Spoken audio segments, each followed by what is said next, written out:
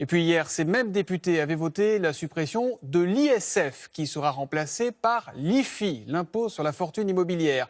Bien avant cela, il y avait eu l'IGF, l'impôt sur les grandes fortunes de François Mitterrand. Bref, ça fait 35 ans maintenant que ça dure, 35 ans que les différents pouvoirs se demandent comment bien faire payer les riches. Hélène Hugues.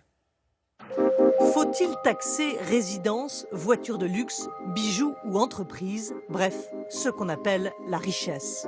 Une idée de gauche qui surgit dans le débat au milieu des années 70, mais c'est un Premier ministre de droite qui, le premier, s'en empare. L'impôt sur les grandes fortunes serait étudié. Et, M. Duhamel, cela sera étudié. Car vous verrez plus tôt que vous ne le pensez. L'idée est étudiée, mais pour mieux être enterrée. Elle ressurgit toutefois dans la campagne présidentielle de 1981. François Mitterrand en fait l'une de ses propositions phares.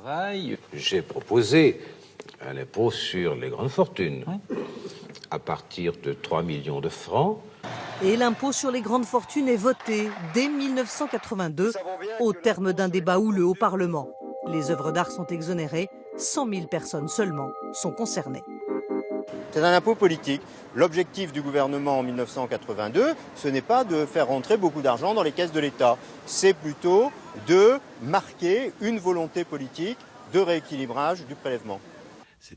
La droite se déchaîne contre l'IGF, revenu au pouvoir en 86, elle le supprime. Il faut être un peu réaliste. L'impôt sur les grandes fortunes était un impôt profondément injuste. Ceux qui avaient des meubles, des tableaux, etc., ne payaient rien. Et ceux qui avaient une entreprise étaient obligés de payer, souvent au détriment des investissements de leur entreprise. Une décision impopulaire. Plus tard, Jacques Chirac confiera que la suppression de l'IGF a sans doute contribué à son échec à la présidentielle de 88. La gauche de retour aux affaires, Michel Rocard le rétablit sous un nouveau nom. Il faut ici lever tout équivoque. L'impôt sur la fortune est une contribution de solidarité, pas une revanche contre les riches.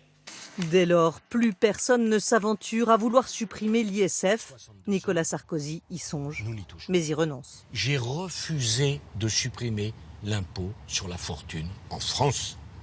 Un débat passionné autour d'un impôt qui rapporte pourtant beaucoup moins que la TVA ou l'impôt sur le revenu, 5 milliards d'euros pour l'ISF l'année dernière. Emmanuel Macron a franchi le pas, il le supprime pour ne conserver qu'un impôt sur la fortune immobilière, au risque de se faire taxer de président des riches.